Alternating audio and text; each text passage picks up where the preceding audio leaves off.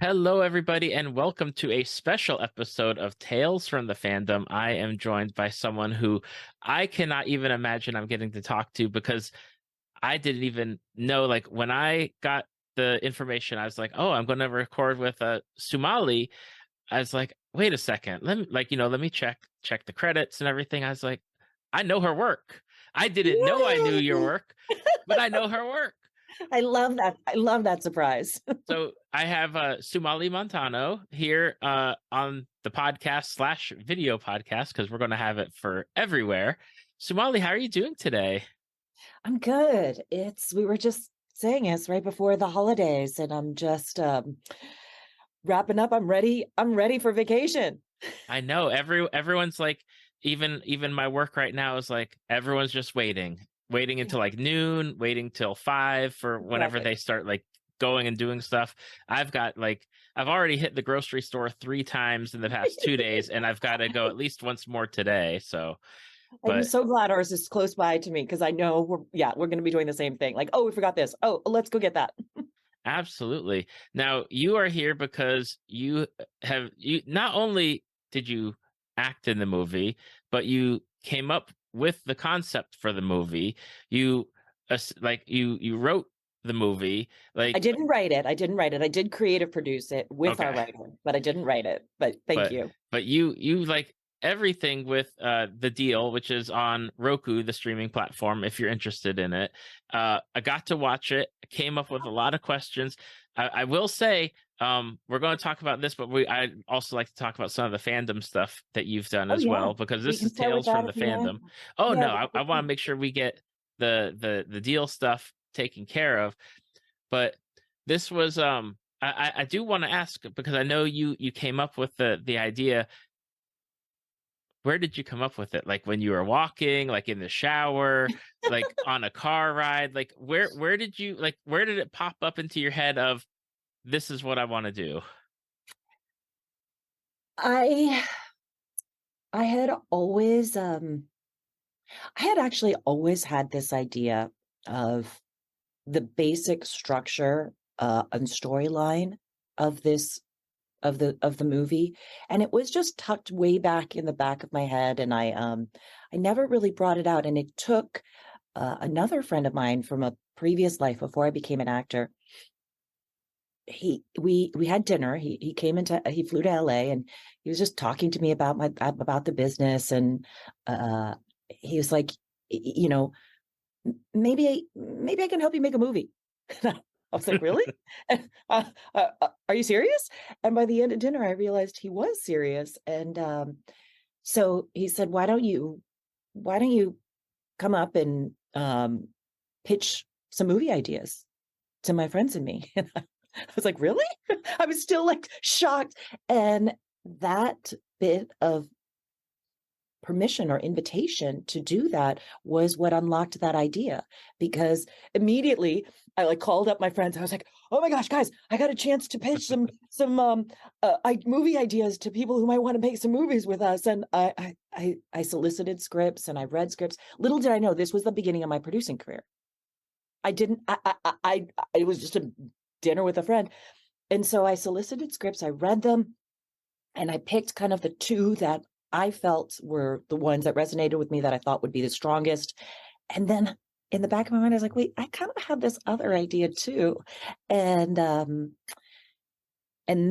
I think, because it came from my mother and me, like it's really based on my real life relationship with my mom. We just set it in the sci-fi world. I think that one was the one that when I pitched it, when I presented it, it was the most connected. And so Hmm. they reacted to it, and everybody at the table started talking about it. And then like, oh, what if we did this, or what if we did this? And that's always a good sign when you're pitching something that everybody at the table is like, their ideas start flowing. And yeah, so it was, I don't know, it was there. And it took, I think it took the invitation from someone else to bring it to the fore. And then I developed it further. And then, of course, we hired a writer, Sean Prezant, and he was great because he actually knew my mom, and he and I had known each other since college. And so I was like, this is our story. This is what I want it to, this is where I want to start. This is where I want to end. These are the challenges that I want to meet in the middle. And then he was able to turn it into a beautiful screenplay. Oh, that's awesome.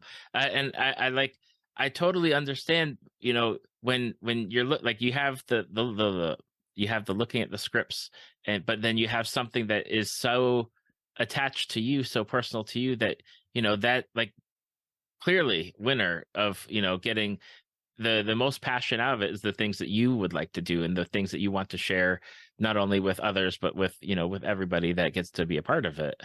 Yeah. And I should say too that the idea at first was with two people. I wasn't sure who the two people would be, like our two protagonists. And then as I was talking about, when you have an idea, I kind of vet it and I will talk about it to certain friends and see how they react. And then I was talking to one friend who was quite close to me, and my mother had just passed away. Actually, not just, but he knew, and he was like, he liked the basic idea of the story, and he was the one who said, he kind of put the idea in my head, like, well, you've been talking so much about your mom, like, why not you and your mom? And then everything, everything just fell into place because I was like, oh wait, oh my gosh, yeah. And then like I thought back about instances and experiences that my mom and I had that just slotted in so perfectly. And then it was like, oh my gosh, this must be kind of meant to be, because she made so many sacrifices for me in her life, things that I didn't even realize Hmm. while she was alive. I only realized the extent of her sacrifices after she died. And so I had to do something to honor how much she loved me. And I'm still just so tickled to pieces that we made a movie. I'm literally like, Mom, we made a movie about you and me. And it's clear, like it definitely translates in the movie. Like there's the scene where your character Tala is counting out everything from the coffee can, or the tin can. And it's something that, like, when I saw that, like, I remember when, like, my grandfather passed, and like we're going through his stuff, and again, cans, like, not anything but like boxes or proper files, but just like all sorts of stuff was just tucked away. Yes, And that's how it's my mom was. and it's like I that generation, I think, it's just how they did it. And I remember my mom and my grandmother having to like sort through that, because my grandmother didn't know either until he had passed. And it's like Oh my finding all gosh. these different things. Oh my god. So I'll tell you like a little weird, I don't know, this is what reminds me of your story. After my mom passed away, she did the things like Tala did in the movie. Like, I mean, she would walk through with me like where certain savings that she had squirreled away, where they were hidden, or what bank accounts they were at, and where to find this or where to find that. And we had that conversation several times. But I also knew that she probably just hid stuff, like that's because that's how she was. And after she passed away, my first time going into her bedroom, it was the weirdest experience. I walked into the bedroom, and it was like my attention just went whoop, and like honed in on a little tiny like pencil holder, like a pencil case or pen case that was on the bedside table, that was like on one of the shelves on the bedside table. I opened it up, and sure enough, there was like another little stash of savings that she had put away there and hidden it there. So it was really, I'm so thrilled about how much of my real life with her ended up on screen.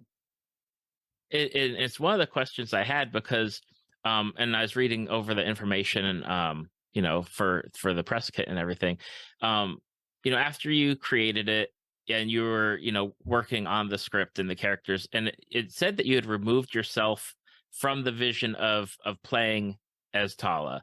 Yeah. So you could like critically like make sure that the character was the character and not like put like self-inserting. But then you got the role. Like what was that like, I guess, to like have worked on it from like the two different sides of, the personal relationship you have with the character, but then separating yourself from that character, but then full circle, Yeah, now coming you back to have it. that role. That's a great question because, what drove me initially to tell the story was I wanted to honor my mom, and, found a writer who, was a friend, and we started developing the script together. And it was just it was weird when I would, of course, in my mind, because I'm an actor, I hoped that I would get to play Tala. But I would sit in these work sessions with our writer, Sean Presont, and it was so weird when I pictured myself in that role. Because when I had to have a work session or when I give notes, I visually see the picture, I see the movie in my mind. And when I saw myself in it, it just, I don't know, it froze up the producer, the ability for the producer to give notes, proper notes on a script. Hmm. And I don't know how to explain it, but I just know my notes sucked. Yeah, I was like, I was either too, maybe not too invested is the right word, but I couldn't, like, as an actor too, like, you don't want to be watching yourself when you're acting. Like, it kind of, you want to be in the moment. And so I couldn't be in the moment giving notes on the picture that I saw in my head, because seeing me was stopping it. So I realized pretty quickly, thank goodness, if I didn't picture myself in the role, my notes got better. And then I could comment more objectively, and and Sean even was like, "Oh yeah, this is working much better now." um, so we had a really great work process. The synergy between us was wonderful, and he always made sure that my mother was our North Star in the whole development process, which was great. And so I trusted that he could do that. I don't I was doing that as well, but I didn't need to see myself as her in it. And then it took maybe a year and a half to develop the script. So I was so used to, by then, like, I'm not Tala. I'm a producer. Right. I'm a creative producer on this. And that in and of itself takes a lot of focus. And then getting the script ready to take out to people to make it with us. And of course we went to Electric Entertainment first, Lisa Brenner and Dean Devlin. And I was so fortunate that after they read the script, they were on board. Like, very fairly quickly. It wasn't it didn't take a lot, which was another really good sign. And I pitched a bunch of other actors to play the character that's based on my mom. I had just kind of, the one thing that I asked was, I would like this actress to be a woman of color, because my mom is a Hmm. woman of color. So I was like, please, let's cast this as a woman of color. And then, I don't know, it wasn't even a week, maybe a few days later, Dean came back to me and said, "You know what? Why don't you play this character? You know your mom better than anyone. You spent a year and a half, 2 years with this script. You know it inside and out. You just play her." And I was like, "Really?" And then my mind got to go all the way back to the very beginning, where I was like, "Ooh, I think this idea could really work. And I might be able to play, I might be able to act in it too." So yeah, no, it was really Dean and Lisa who came back and gave me the opportunity, and it didn't have to twist my arm too hard. Now, you mentioned, producing the movie. Mhm. And being a producer can mean a number of different things. Like Yes. you Google Good what thing a you know producer that. does, and it's basically anything and everything. What were some of your roles as a producer for the deal? I will say that my biggest role was kind of conceiving of the concept. I'd say I also pulled the team, the kind of like core team together, because I'd gone to college with the writer. He's a friend. Uh, thankfully I had a relationship with Dean and Lisa, kind of brought them, them in. I was able to raise the financing, and bring in the financier. So it was a lot of I guess all the pre stuff before filming. Okay. Once we got to filming, um, I was aware because I had been there for pre-production, but this was the first film that I produced. So thankfully, I had like veteran Dean and Lisa, and their team in Serbia was amazing. So they, I could really like trust that they had that part so that I could focus on acting. And Lisa and Dean were very wonderful, and they're very supportive. And they said, "Look, when you're acting, we just need you to act. You have to take off your producer hat." And so it was a little scary because I was so used to like being so involved in every detail. But then, of course, I love acting, and that's really, my passion and what I'm most experienced at. So uh, during production, I was able to dive into just being an actor, and then I was able to kind of like put my producer hat back on afterwards during post. But yeah, they hid a bunch of stuff from me, like while we were like, because like if I had had both hats on, I don't know that I would have been able to focus. It's a lot to. This was my first time carrying like being one of the leads in a movie too. Hmm. So that's a lot. Producing is a lot. I think I could not have done both during that. I think our shooting schedule, we shot for 30 days. So it was a good schedule. When you shot the film, and I believe, and correct me if I'm wrong, it shot 2019, right? Yes. And then it This is all pre-pandemic. We had right, no idea what was coming down the path. and so you shot the film, and then COVID, Yeah. and how, like, did you like have any concern, like, this movie has a lot of stuff like that starts I'm not going to say it started playing out, but there's definitely a lot of themes where it's like, if you think ahead, like, Oh, yeah. certain things could potentially feasibly go down that path. Like, any concerns, anything like, oh gosh, like, now what are we going to do with this? Oh, that kind of concern. No. I never had that concern. My concern was I I would see headlines, and I still see headlines um that mimic the world, the very cruel and callous world that we built in the deal. And you know, it's that was my concern. It was literally we had kind of our bad joke in post was like, we got to get this movie out before it becomes a documentary. Like that, I mean, that part. But I think it was just really more maybe that's the concern that you were referring to. But for me, it was really just more the heartfelt concern of, oh gosh, I really hope that society doesn't, travel down this path. Hmm. And yeah, we were really fortunate that we needed to do we needed to reshoot a couple scenes, and Dean really led the push. He's like, I want to get this done before the holidays. I want to get this done before 2020. Let's get it done. We reshot a couple of scenes in December 2019. And we're like, if we hadn't done that, Right. I don't know that we'd have our movie. So that was yeah, a couple people have said it's, um prescient. Is that the right word? Is that am I saying that word right? But it really it predicted a lot of things that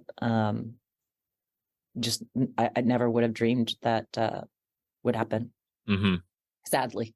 Yeah, understandable. Because there's been a couple of movies either like similarly shot like right around the 2019 or 2020, where there's like, I can't believe like everything is lining up so eerily on some of the movies, and I'm like, I don't how like I understand like pandemics have always been a thing, but to have like so many movies and so many storytellers sync up or line up, and then it kind of like not comes to fruition, but there's so many key moments where it's like, I could see that. I relate to that. Yeah. It boggles the mind. Yeah, it really, yeah, I agree. I think now I think about the movie and I'm so glad that in a way it's it's post-pandemic. It presents to us the choice of what are we going to do when we're through this, and if there's a worse virus, because in our case the virus killed humans, animals, and crops. Hmm. And so it's like, what what are we going to do after that? And I think that's why one of the reasons I love sci-fi, because it gets to present um you know situations like that, and you see how our main characters kind of deal with that situation. And hopefully we'll give people a lot to think about. And I don't want to live in a world where the policies and the government provides no no compassion, no support. And that's one of the things, when you're watching the movie, like obviously the question that pops up is, would you take the deal? And I'm Yeah. I'm sitting here thinking, right? I'm watching, I'm like, okay, 20 years, food, Right. medicine, job, everything. But you watch it, your apartment's not that great. I don't know about the job. The food doesn't look that good either. And I'm like, the medical care, you're still getting the 6 months, like 6 months, 7 months for a procedure. They Yeah. can't fit you in. I'm like, I don't know if I take that deal, because that definitely is not like it. Maybe if I was on that flip side with the nice house and the long, 20 years with Exactly, with exactly, some where with some good stuff. the rich Yeah. enclave people, they're shielded from the deal. They don't have to take it, but if you got that life. Yeah, like I was like, I don't know if I'd go with that deal. It doesn't seem, maybe I'd rather scrape by and do my own thing versus taking that 20 years and then okay, bye. I'm so glad you said that, because it's that's great, because that's really what we were intending, to kind of make people just think about whether they would or not, and have the story be told at a time when some people were choosing to take it, and still many people were choosing not to take it, and they're trying to survive and fight back and not have to take this horrible deal. And I like, to me, when I first envisioned it, uh, I was thinking the timeline was further on, and that our protagonists would be the only ones who hadn't taken the deal, and they were the renegades, they were the holdouts. And and working with, this is why it's a collaboration. And working with Dean and Lisa, uh, Dean was the one who's really like, no, no, no, let's push the time frame earlier, so we're at a more interesting point, where some people have taken it and some people haven't. Hmm. And that's a little bit, I think, also more realistic for our characters to, some have and some haven't. And it's more realistic than having like, oh, how convenient, your main characters are the only ones who didn't take the deal. Yeah, it's definitely like the one that the where it sticks out the most is that food line where you're going to pick up the food, everyone else is waiting for the food. And I'm like, if that's the food, I don't know if Right. the deal's worth it. Like, I like my food, but I don't know if I could just deal with what they are passing out at the counter. That didn't look like a delicious piece of meat. No, not so much. Now, what was it like when the movie came out? Like when it actually released? Like what was your feeling? Because now you've started from the concept through everything, and then it's out, and that's it. Like, Yeah, it's a I'm stealing a word that one of the Twitter reviews used, like that I saw, transcendent. It really was such a transcendent feeling, because as an artist, as an actor, I understand, being a part of something and letting it be out there and letting people comment. And it's no longer yours. It's out there now. It takes a life of its own. Um, and the same thing, I felt the same thing for the deal, but it just had that really extra layer of doing something for someone I loved. And not past tense. I still love my mom, but I mean, I think that's really the theme of the movie is, you've got a mother and daughter who have this mutual desperation to protect each other at all costs. And to me, in real life, this movie was me doing everything I could to care for my mom. Hmm. So when I saw, for me, like I'd seen multiple cuts of the movie, of course, and so it was cool to just sit in my living room and watch it on TV. It was like, we got Roku because so that we could, so that we could watch it. But you don't actually have to have Roku. You could just stream it online. You could just go to the RokuChannel.com and watch it. But for me, it was when the dedication at the end came Hmm. up.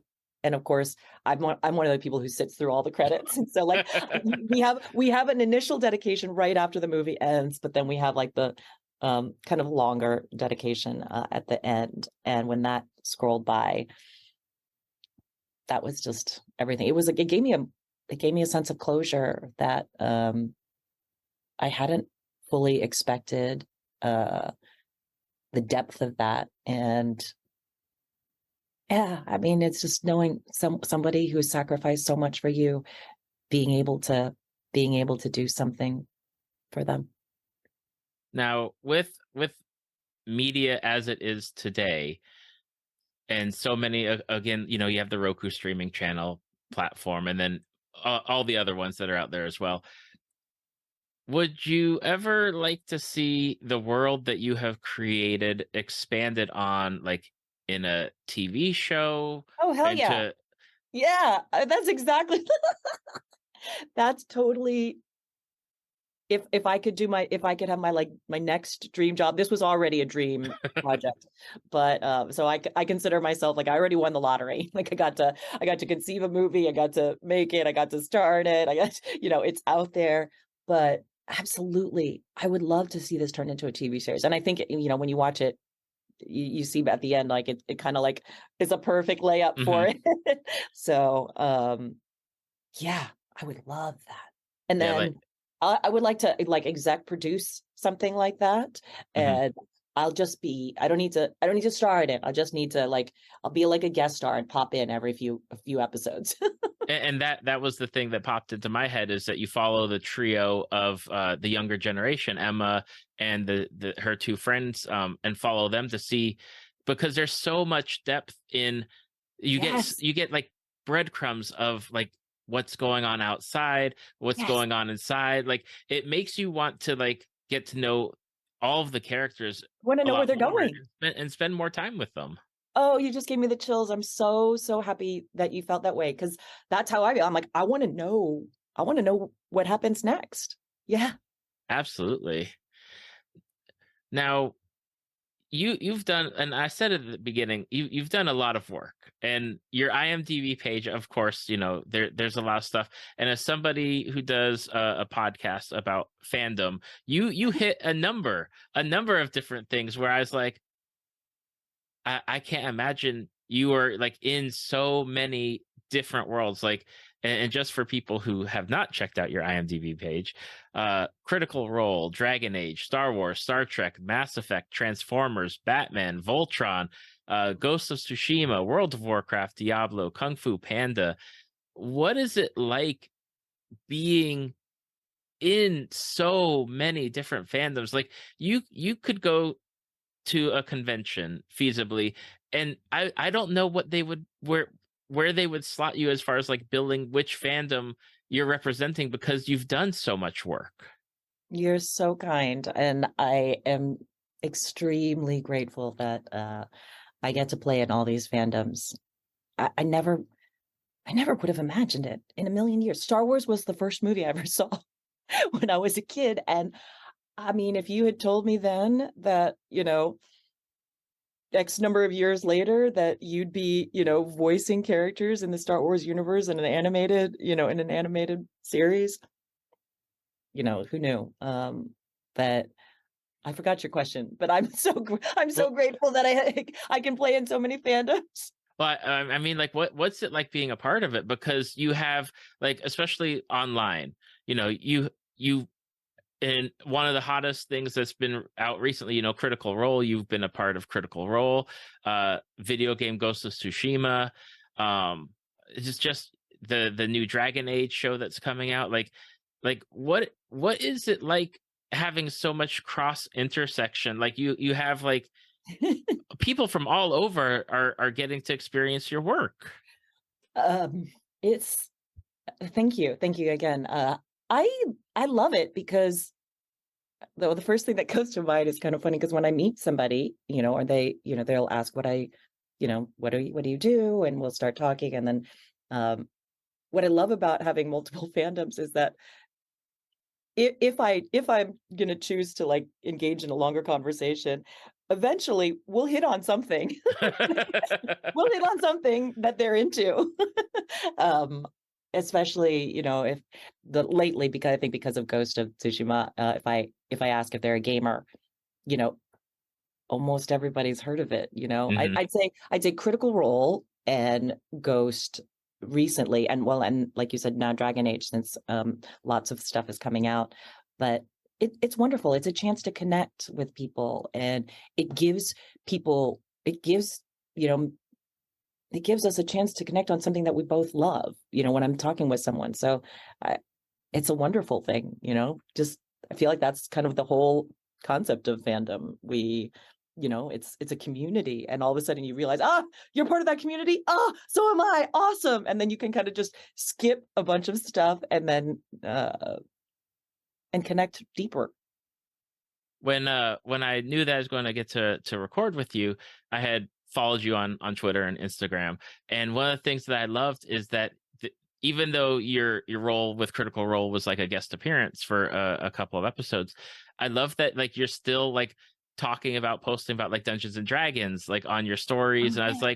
I was like, oh dang, like you got into it, like it's something that you know. Oh my gosh.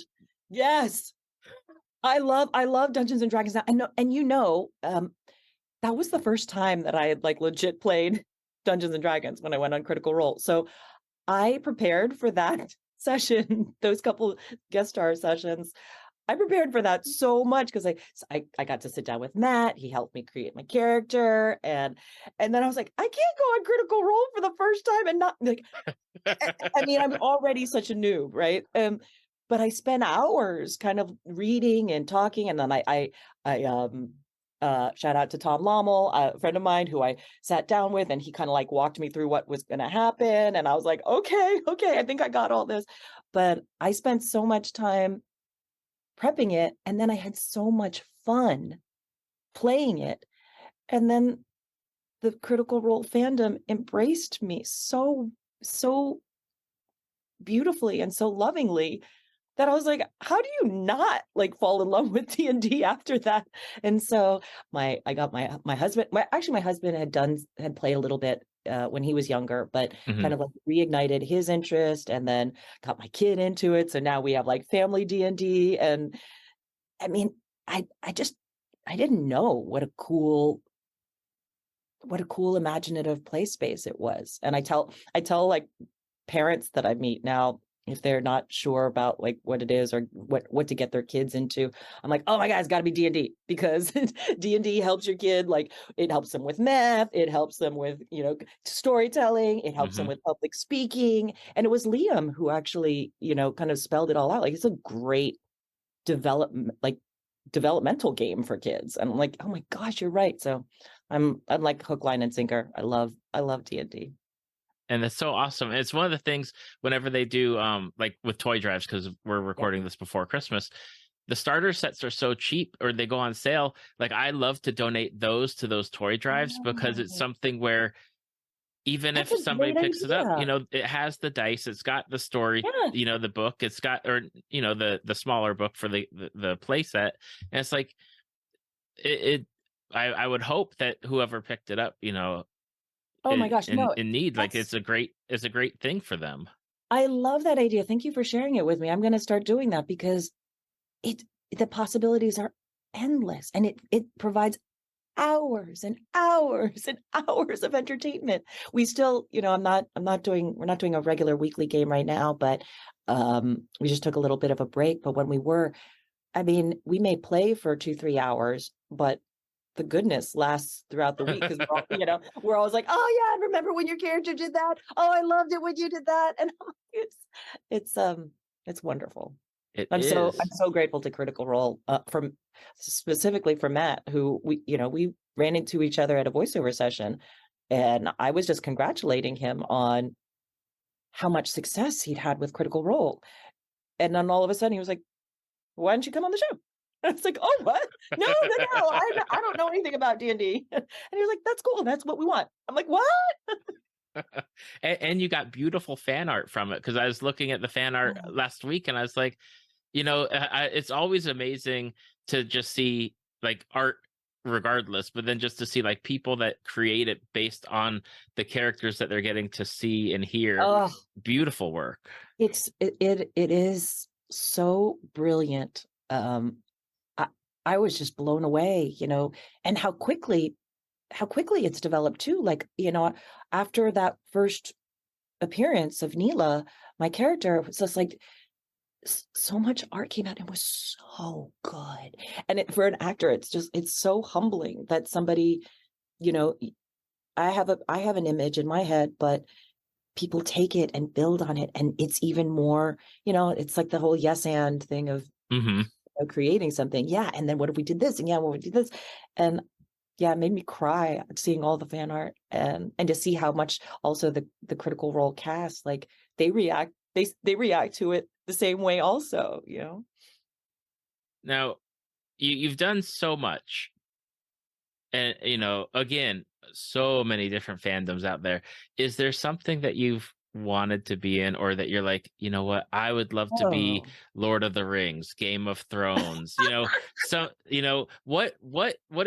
what is something that you haven't tackled or haven't had the chance to, but you're like, you know what, dang it, I want to be on that series or that show, or be a part of this world. that's a good question. I thought you were gonna ask, what's been your favorite one? And I was like, oh, Oh you can no, ask you that, can't, I can't ask you Yeah, to okay, choose good, good. that. Yeah, I No, was glad that it no. was going someplace else, but I'm like, oh, this is a good one to think about. Well, you mentioned Lord of the Rings, and I'm a huge fan, so that I don't. It's interesting because I do a lot of work in like that fantasy space, with various video games and uh Dragon Age. So I don't. It's interesting. I feel like I play in that world, but just not specifically Lord of the Rings. But Hmm. I'm gonna go with that. I'm trying to think already. Like, ooh, what would I like to be in Lord of the Rings? um, wow. I, I think I want to be a dwarf. Be an awesome dwarf. Uh, yeah, I'll say Lord of the Rings. And then, like we said before, it would be great to come up with an idea IP like the deal that then became its own Hmm. its own. That's awesome. Well, for people that have watched or listened and they want to follow you or check out your work, obviously checking out your work is a little bit harder because they're going to have to go track it down, as far as the different shows and series that you've been on. But where can they find you to follow you and see what you're doing next? Uh I think I'm the on every place is Sumalee.com, SUMALEEDOTCOM. I don't know where I'm gonna merge after the Twitter ship dies. But right now you can find me on Instagram and uh and always I it needs to be updated, but my website is Sumalee.com, and that's really easy. So it'll always have links to whatever socials I'm on. Awesome. And I'll make sure that I have the links, not only to the deal, but to all of your socials Oh, that'd in be the great. show notes and on YouTube. So that way anybody that's listening or watching can click on it.